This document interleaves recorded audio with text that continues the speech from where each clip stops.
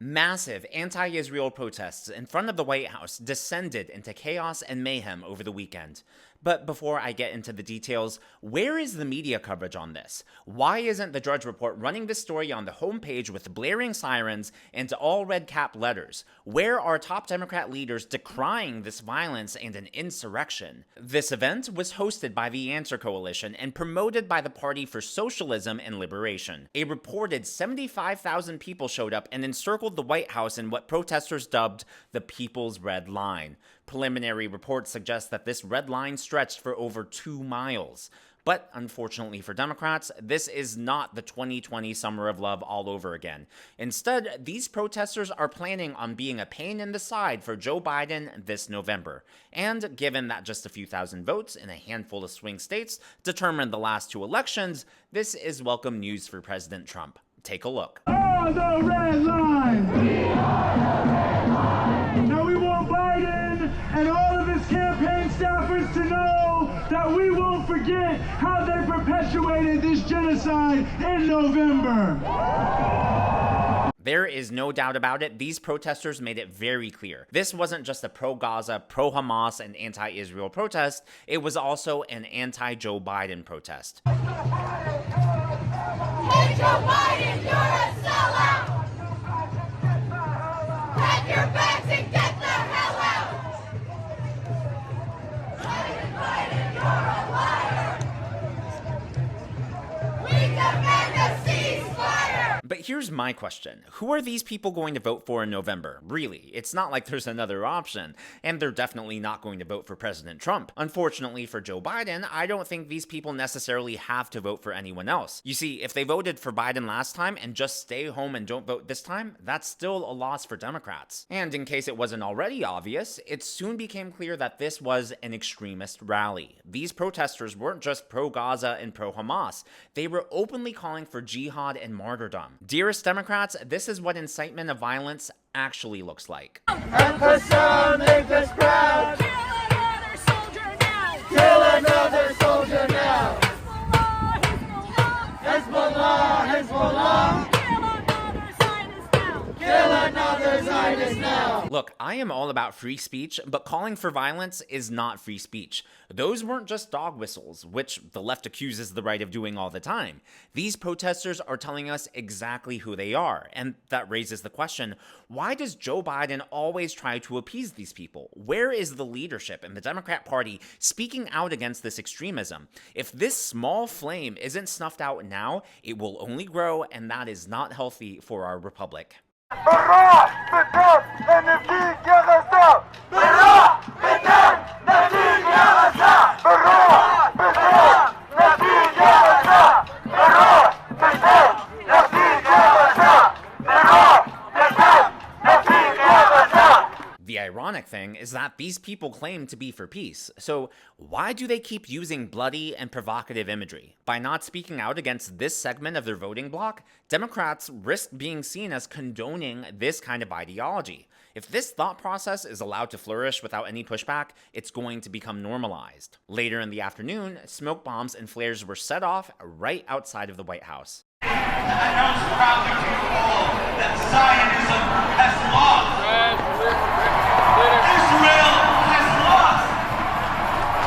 But already has been told. Remember that Lincoln was the butcher of Gaza, and history will show that Gaza will not be defeated. I don't know about you, but to me, that looks a little insurrection-y. And here's the thing, why are all of these people wearing masks? What do you have to hide? If you're so confident in your cause, if you truly believe that your cause is righteous and just, why hide your face? What are you scared of? If you're scared of government action and retribution, well, you voted for our current government.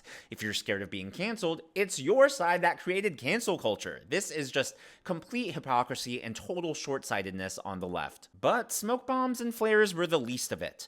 When law enforcement and the authorities attempted to arrest people breaking the law, the crowd began pushing back.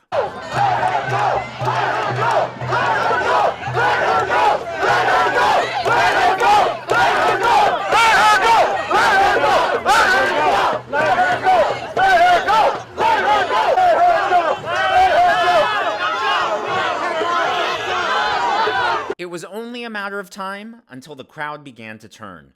They were able to successfully push the police out of the park. Within minutes, reports suggested that all police were pushed outside the protest boundaries or outside their so-called red line.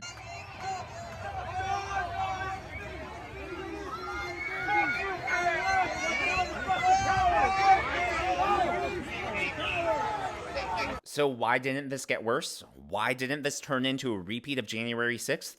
Well, days before the protests began, law enforcement built a giant wall. Yes, a wall around the White House. There's already the usual White House gates, but this wall was built around it. My question is, if walls are racist, then why did Biden's team approve building a wall around the White House? If walls don't work, why did they even take the time to build it in the first place? And clearly, the wall did work because no one was able to breach it, let alone the actual fencing, and get inside the White House. Honestly, law enforcement is pretty lucky that this protest happened in the daytime, because the last time there was a pro-Gaza protest at the White House at night, they did actually attempt to breach the gates. And by the way, not only is violent speech not protected by the First Amendment, but neither is vandalism, destruction, or defacement of someone else's property. The winner, by the way, of the most brilliant signs and sentiment ever goes to these geniuses. See you there.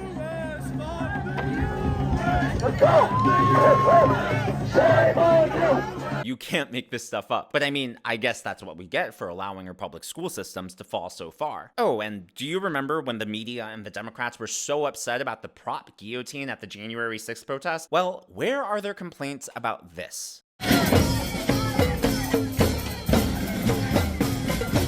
I'm also old enough to remember the left complaining about protesters throwing things at officers on January 6th, so where's the outrage on this? Who do you serve? Who do you protect? Who do you serve? Who do you protect? Who do you serve?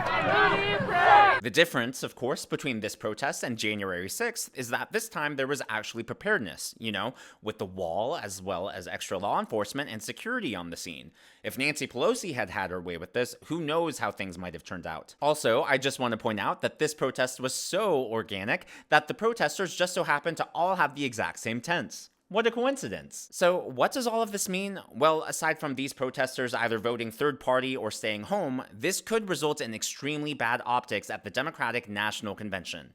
The DNC is already spending tens of millions on security to avoid a disastrous showdown in Chicago. The 2024 Democratic National Convention headed to Chicago, and it won't be cheap, Stro. The estimated price tag lands around $90 million, with a big portion of that going to security thanks to violent crime in the city. If there are riots or massive demonstrations during the DNC, then this is just another example of you reap what you sow. And unfortunately for Democrats, they're the ones who have sown all this extremism and allowed it to permeate into the mainstream. And with all of that being said, I am sure that Joe Biden had an extremely peaceful and restful weekend at the White House. For reference, President Trump spent his weekend at Newport Beach in California, and here was the reaction.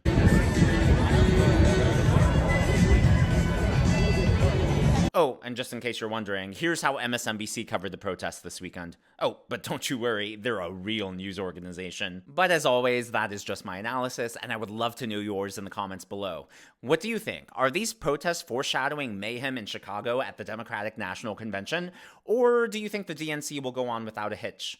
If you haven't already, please be sure to give me a thumbs up. I know it's a simple thing to ask, but it really does help me in the algorithm to reach more people like you. Be sure to smash that subscribe button and to check out one of these videos.